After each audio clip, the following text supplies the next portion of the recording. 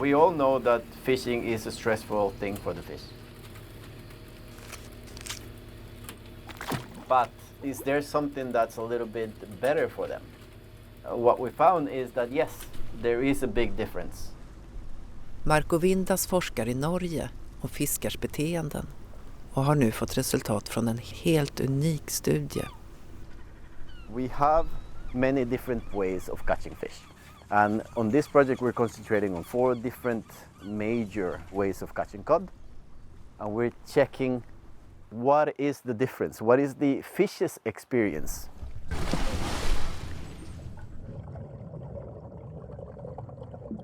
Historically, fish have always been considered as almost not being animals. The fish don't have the same facial expressions that we have. And therefore you assume there's nothing going on there. But they remember, they can learn, they can get frustrated, they can get even a type of depression. Forskarna filmar torsken i de olika fångstredskapen för att kunna studera deras beteenden. For example, if you get stressed, you might get jumpy or you might be really, really still. Men för att få svar tar det också till helt andra metoder. Med blodprover kan de mäta stresshormonet kortisol. Och de undersöker också hjärnan för att få svar på fiskens stressnivåer.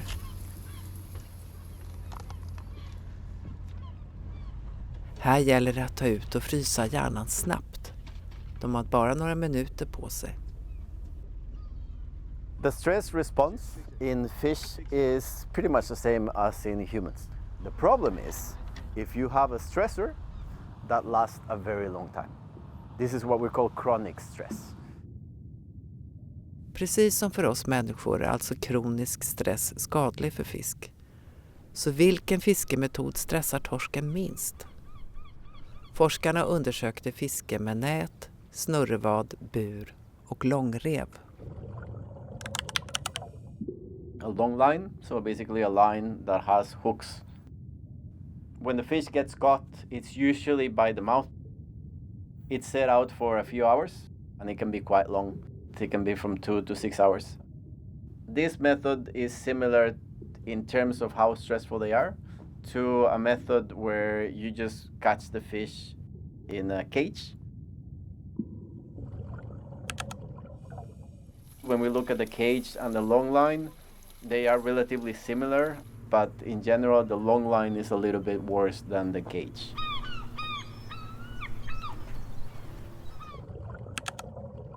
The worst is the method where you just put a net at the bottom and you leave it there and then basically it catches whatever swims by. You get caught in the net, they start trailing around.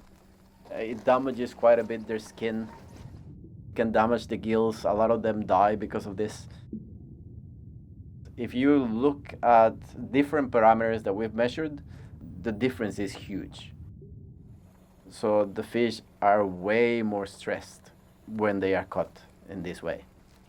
It's also a method where you just leave it for like a day, so it's relatively long. So if you get caught as soon as the net was put there, you'll be there caught for at least a day.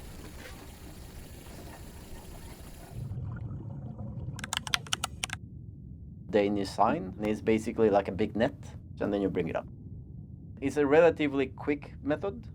It may take like half an hour from the moment you catch the fish to the moment they're out on the boat. That is the method that was least stressful.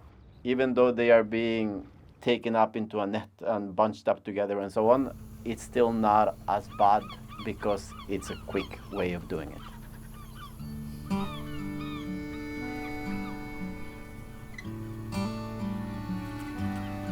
As I said, there are a lot of other considerations that you have to take when you choose which fishing method you're going to use. But in terms of the welfare of the fish, this would be the best one.